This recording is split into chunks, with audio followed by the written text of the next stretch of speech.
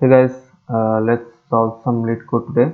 So today we'll be solving the LeetCode's problem of the day, which is contains duplicate 2, and it's an easy level question. So let's just jump into it.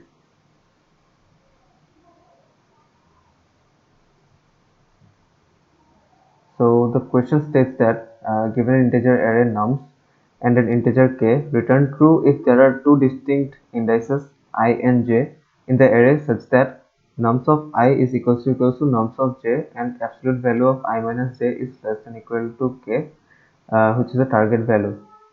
So if we look at question number 1, the problem itself is pretty self-explanatory, and if we look at example number 1, we'll see that there is an array, and in that array the number 1 appears twice, and the indices of those 1 are 0 and 3.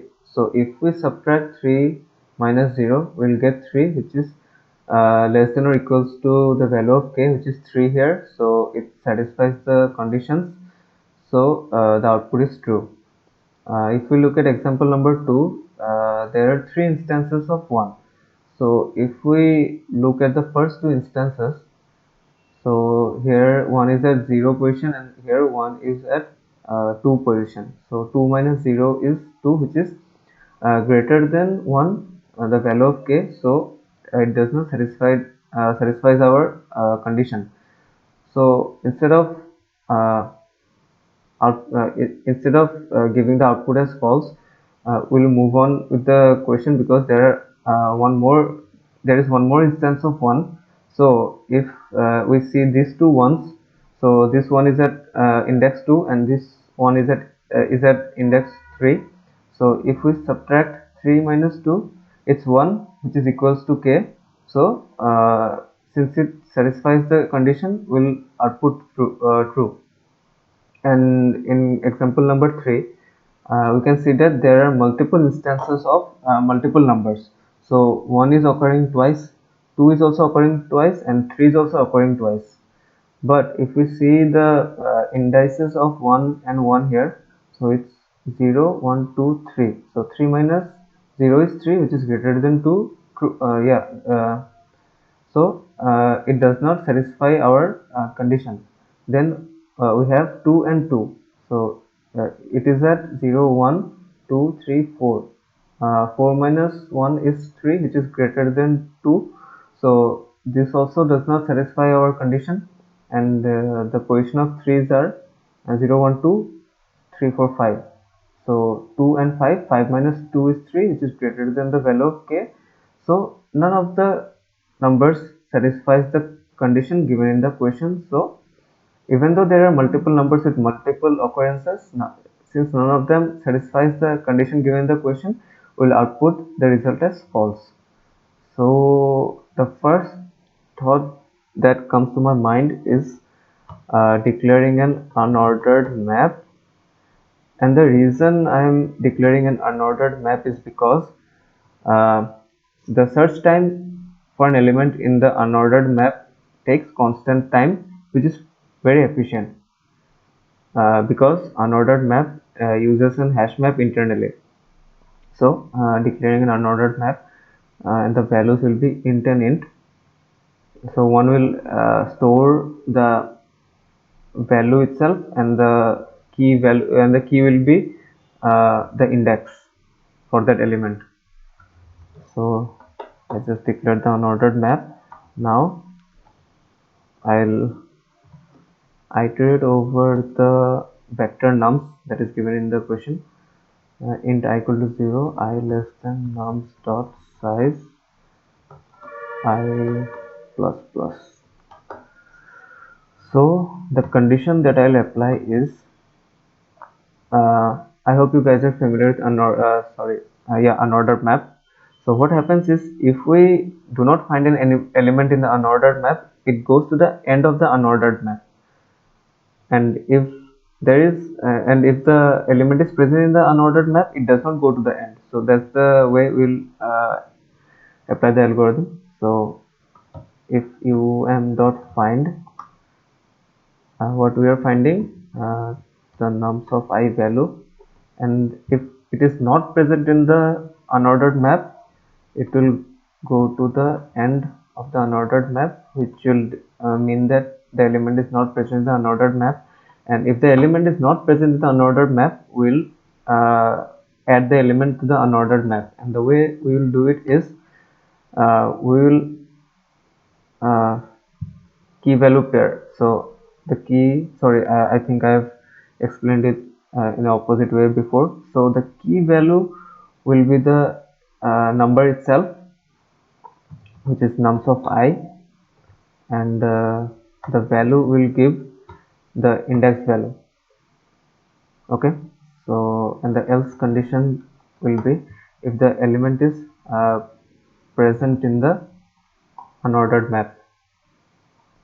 So if that happens, then I'll declare an iterator which will be the value if the element is found in the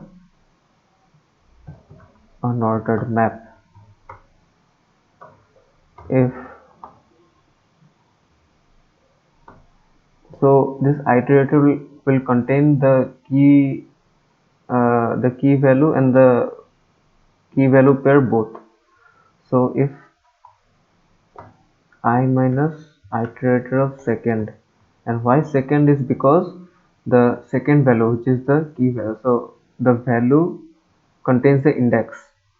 Since we are checking the difference of the index here, so the I is the current index and iter second is the index of the element present in the unordered map.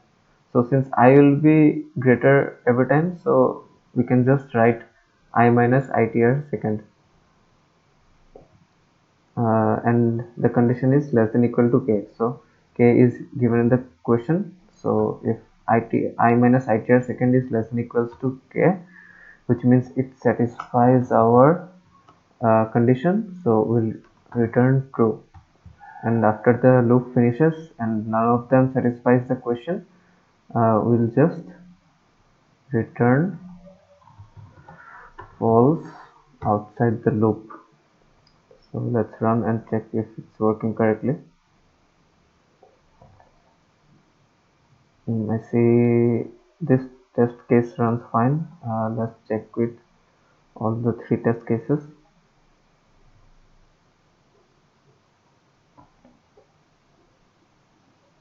Okay, one answer is wrong, I think.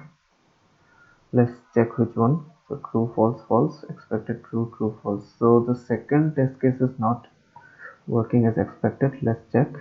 So 1 0 1 1 and 1. Okay, so this is the example number 2. I think, yeah, for my code, okay, it's checking only the first 2 instances of 1, and since it does not satisfy the condition, it's outputting as false. So yeah, what we have to do here is,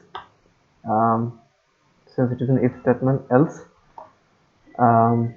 So even if it does not satisfy the condition at this moment, there might be repeating instance of the same element.